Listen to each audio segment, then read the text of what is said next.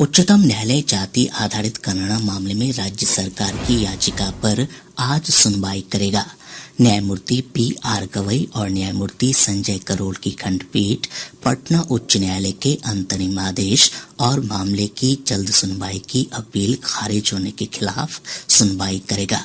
राज्य सरकार ने याचिका में कहा है कि उच्च न्यायालय ने अपने अंतरिम आदेश में एक प्रकार से अंतिम आदेश दिया है। सरकार ने कहा है कि जाति आधारित गणना जनगणना नहीं है, बल्कि यह लोगों तक विभिन्न योजनाओं का लाभ पहुंचाने के उद्देश्य से की जा रही है।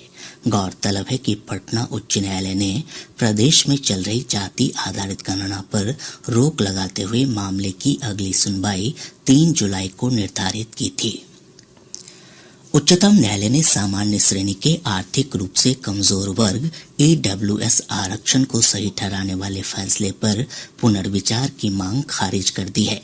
प्रधान न्यायाधीश डी.वाई. चंद्रचूड़ की अध्यक्षता वाली 5 न्यायाधीशों की संविधान पीठ ने सभी पुनर्विचार याचिकाएं खारिज करते हुए कहा कि फैसले में प्रत्यक्ष रूप से कोई खामी नजर नहीं आती है।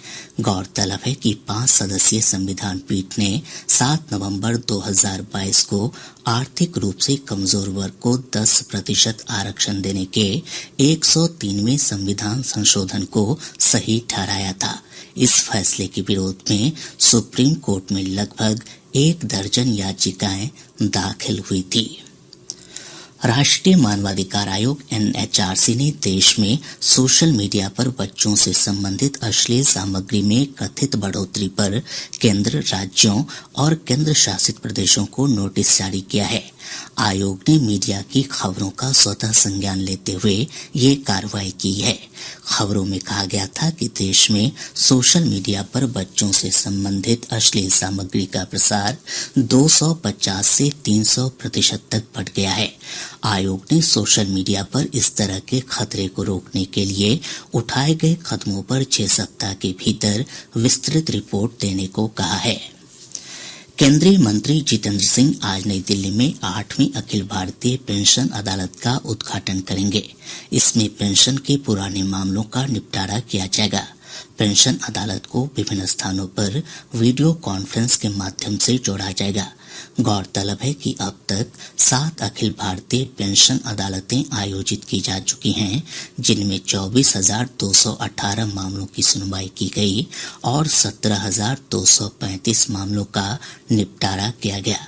इधर पटना स्थित सशस्त्र सीमा बल एसएसबी के सीमांत मुख्यालय में भी आज पेंशन अदालत का आयोजन किया जाएगा। इस अदालत में एसएसबी के सेवानिवृत्त बलकर्मी और पेंशन भोगियों की समस्याओं का समाधान होगा। किसी भी कारण से पेंशन अदालत में भाग लेने में सक्षम नहीं होने पर शिकायत पत्र को डाक, फैक्स या ईमेल के माध्यम से भेजा जा सकता है। मुख्यमंत्री नीतीश कुमार ने कहा है कि कर्नाटक में सरकार गठन के बाद विपक्षी दलों की बैठक आयोजित की जाएगी। पटना में संवाददाताओं से बातचीत में उन्होंने कहा कि समान विचारधारा वाले दलों की बैठक में विपक्षी दलों की एकता पर सर्वसम्मति बनाने के प्रयास किए जाएंगे। प्रदेश में पंचायत उपचुनाव के तहत 1968 उम्मीदवार निर्विरोध निर्वाचित किए गए हैं।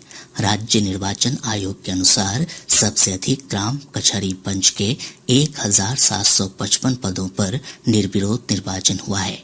वहीं पंचायत सदस्य पद के लिए 211 और कचहरी सरपंच पद के लिए 1 उम्मीदवार का निर्विरोध निर्वाचन हुआ है। इधर आयोग ने मुखिया के 2 पदों के लिए मतदान स्थगित कर दिया है। गौरतलब है कि राज्य में पंचायती राज संस्थान के कुल 3,522 रिक्त पदों के लिए चुनाव होना था। अब मात्र 1,552 रिक्त पदों के लिए मतदान होगा। उम्मीदवार 23 मई तक चुनाव प्रचार कर सकेंगे। इन सीटों के लिए 25 मई को मतदान होगा, जबकि मतों की गिनती 27 मई को की जाएगी। सामान्य प्रशासन विभाग ने राज्य के सभी विभाग प्रमुखों और जिलाधिकारियों को मौखिक सूचना पर अनावश्यक बैठकें आयोजित नहीं करने के निर्देश दिए हैं। विधानसभा की प्रत्यायुक्त समिति की अनुशंसा के बाद ये निर्देश जारी किए गए। इसके अनुसार मौखिक निर्देश पर आयोजित अनावश्यक बैठकें राज्य की कार्य संस्कृति के सुधार में बाधक हैं।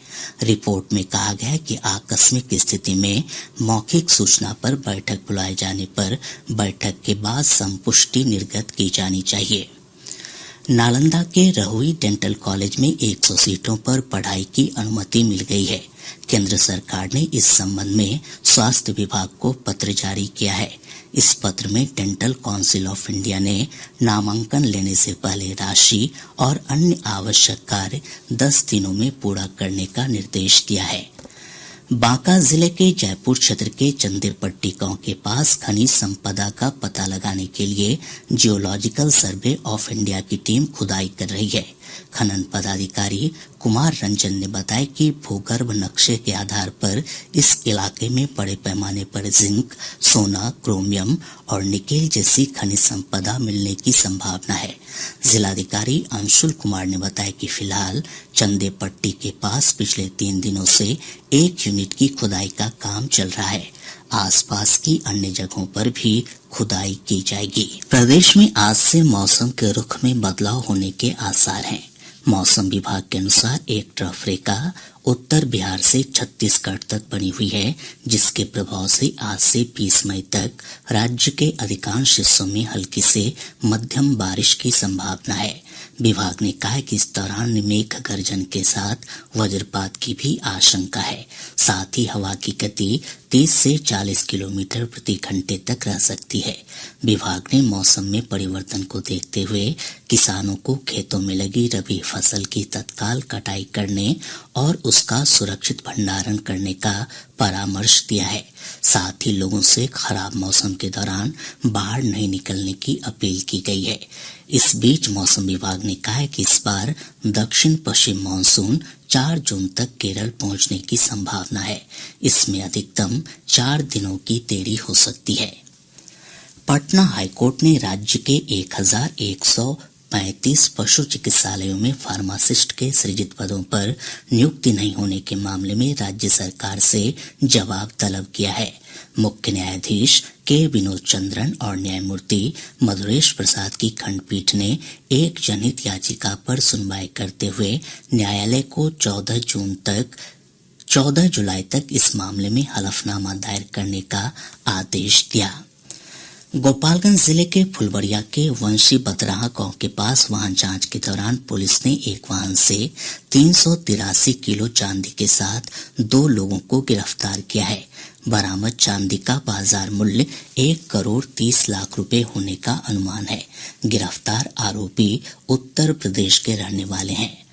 जर्मनी के बर्लिन में 7 से 25 जून तक होने वाले special Olympic world summer games में बिहार के 2 खिलाड़ी गजेंद्र कुमार और सिंटू कुमार देश का प्रतिनिधित्व करेंगे।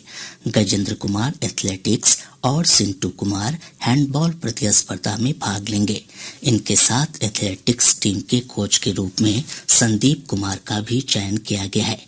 बिहार राज्य खेल प्राधिकरण के महानिदेशक रविंद्रन शंकरन ने बताया कि स्पेशल ओलंपिक शारीरिक और मानसिक रूप से दिव्यांग खिलाड़ियों की सबसे बड़ी प्रतियोगिता है। भारत से इस प्रतियोगिता में 200 खिलाड़ी